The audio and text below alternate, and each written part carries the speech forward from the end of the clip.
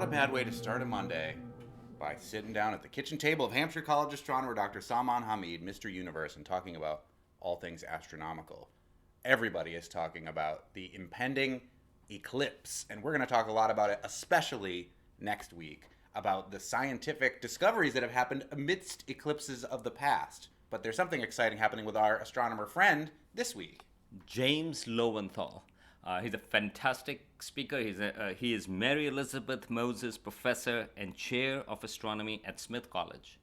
And he is giving a public talk, free, at UMass Amherst. It's called Chasing the Moon's Shadow, the Total Eclipse of April 8th, 2024. It's this Wednesday, March 27th at 7:30 p.m. in the Integrated Science Buildings Auditorium. It's also room 135 in case you don't know where it is. And doors open at 7:30. And he has a book also about an eclipse in the 1990s. He will show, I'm assuming, a lot of pictures because he has taken a lot of images of solar eclipse. I mean, it will be really cool. And he's an excellent speaker. So if you get a chance, go there this Wednesday, 7:30 p.m. And an Integrated Science Buildings Auditorium at UMass Amherst, a lecture about the upcoming eclipse on April 8th. You'll be in Dallas for the eclipse because that's in the path of totality. Khalees and I are trying to decide, should we just like pre-record a show and drive to like Vermont or Maine or someplace? But that might be ill-advised.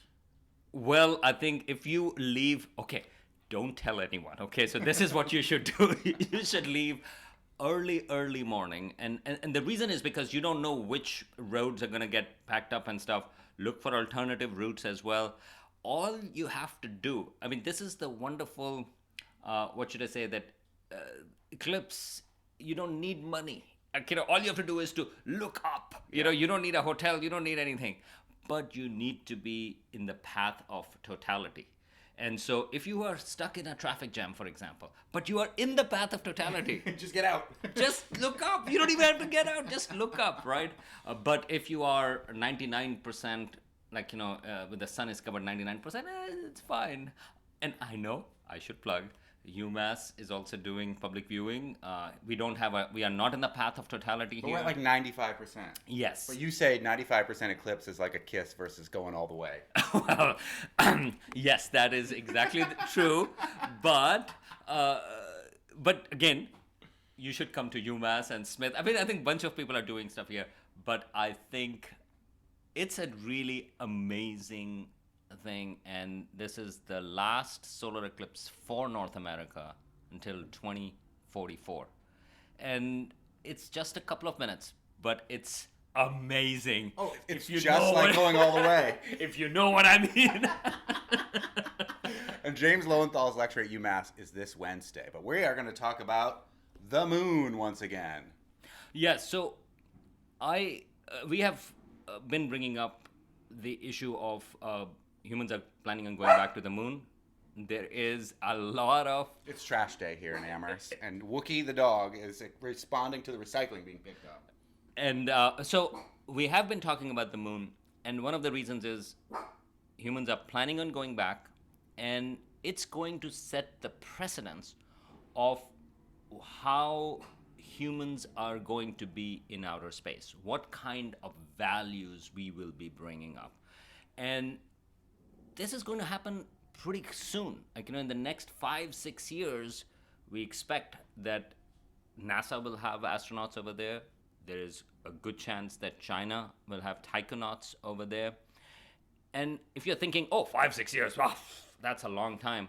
Well, pandemic was 4 years ago. So it's just right before the pandemic if you think about it in that context. And so how do we think about these values? What are we going to say, this is our priority. This is why we are going there. And in that context, I think we as citizens, we as humans, I think all of our voices are crucial in the way we make decisions. And so I wanted to mention that just last week, and this is something that is yet not making like front page news, but it is news. So DARPA, which stands for U.S. Defense Advanced Research Projects Agency. So The this Dharma Initiative? Oh, that's lost. so that's a DARPA, which is under the Department of Defense in the U.S. They just gave a contract to Northrop Grumman, a space company that has a lot of defense contracts as well, to basically to look for develop a concept for lunar railroad.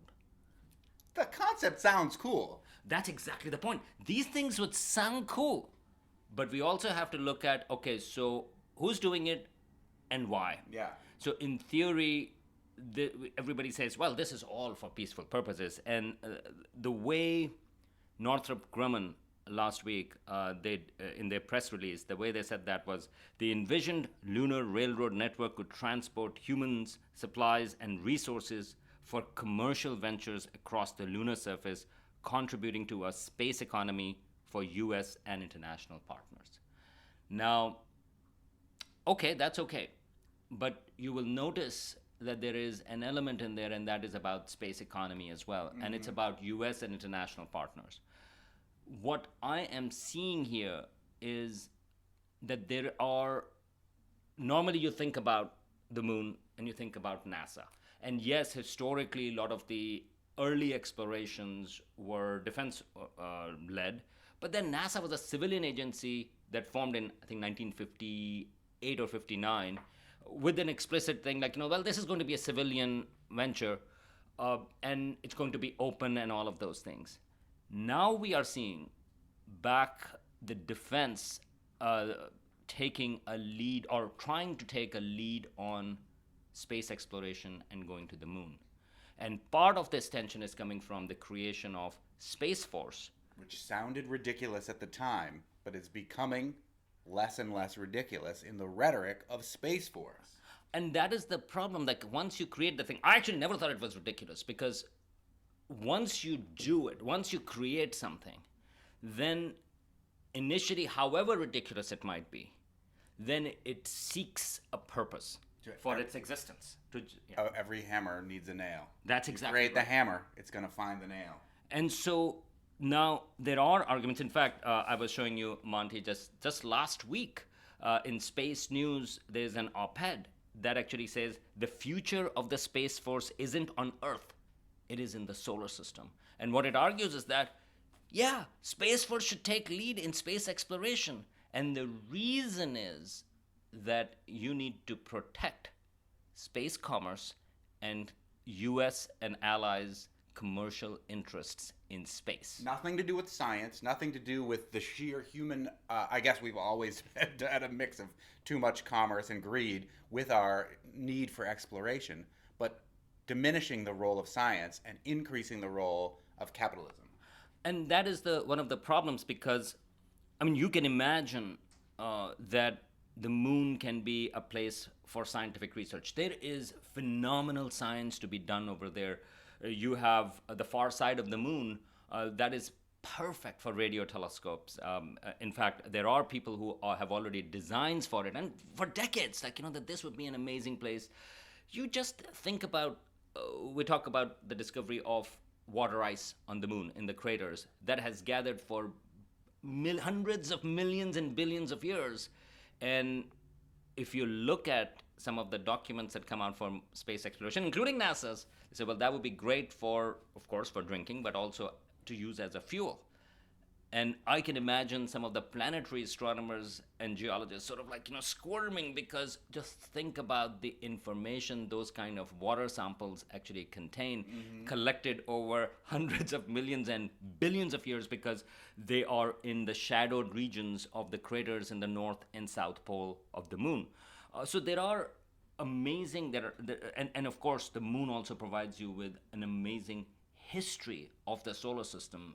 And so you can imagine if we put our values, and by we, I mean we all as humans on Earth, we say, look, the moon is an amazing place for doing scientific research. Let's create a research base like the Antarctica, for example, and build international cooperation.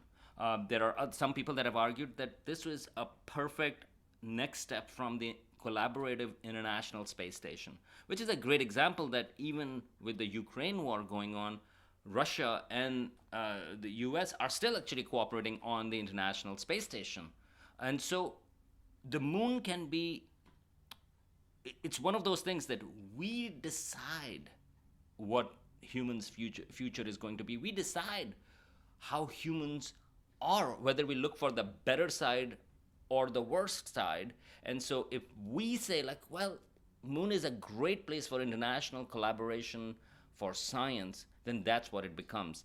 What I'm concerned about is that the rhetoric that is coming in, and there is more funding, for example, from the defense side, because you can have a $1 trillion budget as well, that balance is changing as soon as the moon is becoming more accessible. There have been some disturbing quotes from some of the folks who are at the helm of Space Force for what their designs are when we go back to the moon. And again, diminishing sort of NASA's role as a civilian scientific endeavor and increasing Space Force's role as a militaristic and capitalistic endeavor.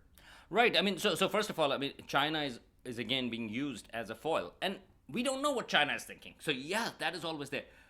But to use that to say, well, because they might do that, we should do the worst thing first. Well, that is exactly the problem in there. And that's how people justify it.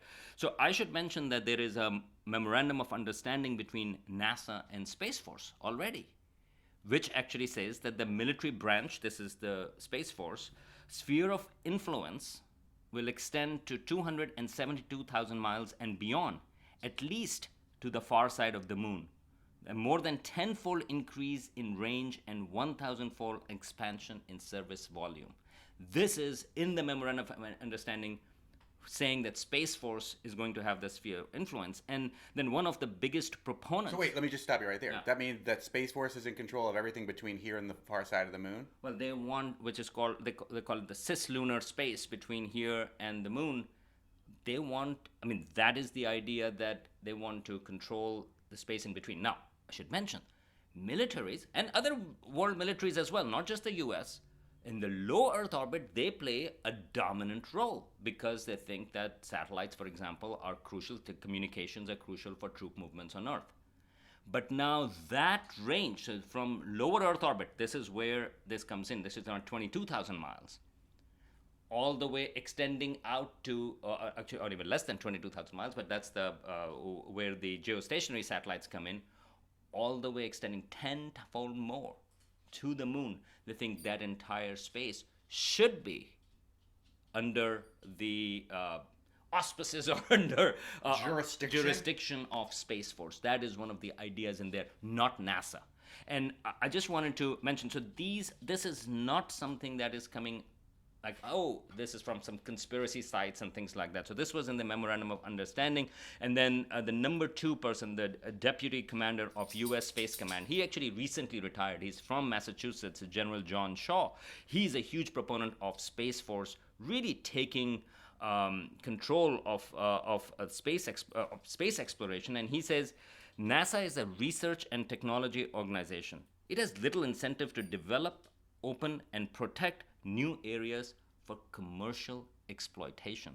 And in fact, he explicitly used the example of high seas in the 19th century, and he says, and this is a quote from him, that the primary purpose of peacetime military forces was to explore, map, and protect exploitation of the unknown portions of the North American continent. And he says, this is what is needed.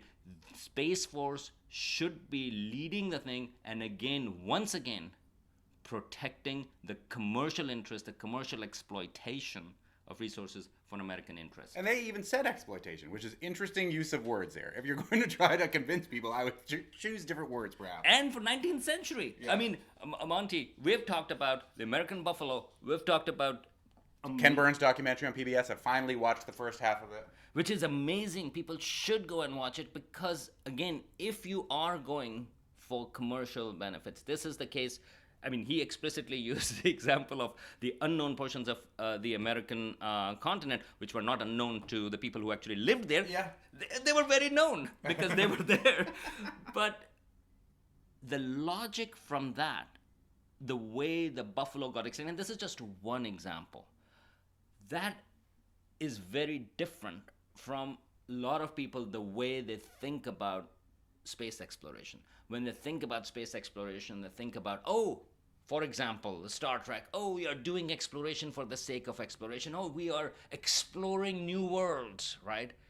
But that is not what Space Force is doing or saying. And it looks like, and again, as I mentioned, that recent op-ed piece from last week as well, there are arguments that are being made that, well, if we don't do it, China will do it, and hence we should do it, meaning to say that our defense should lead the exploration part. And it's not exploration. The primary purpose of that is for commercial exploitation. What do we think the result would be if our values, the way we are bringing it to the moon, are centered on profits? I mean, the history on this planet, wherever it has happened, from British East India Company to exploitation here in North America and to everywhere else. There was just this Sunday, there was this heartbreaking story of especially women being exploited in India for in sugarcane fields for Coke and Pepsi. And it's just like, you go like, okay, so they are, I mean, their lives are ruined. They are in slave-like situations for creating sugar water. But that's the logic that's behind it. So if we think in some world that, oh, by the way, once we go to the moon with the principles of commercial exploitation, we are going to do better. Well, I have a bridge to sell you somewhere.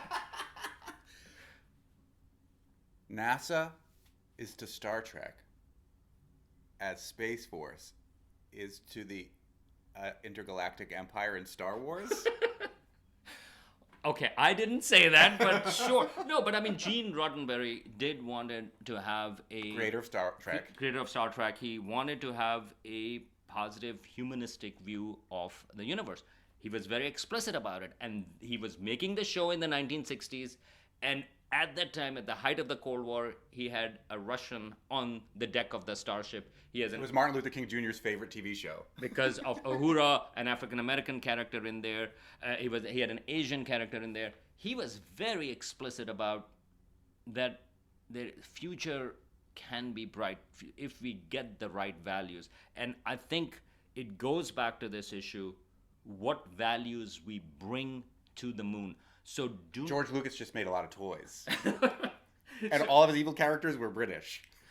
I'm not going to say anything about that. But here is one other thing I would say, that we have the capability, we have the ability to raise our voices and argue for a scientific exploration, have the science take the lead.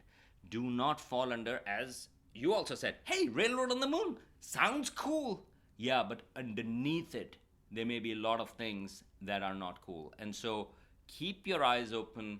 This is something when the AI issue came up, it was too late. People suddenly like, oh my goodness, the AI is here. We haven't thought about it. Here we have a few years. And I would think just be engaged.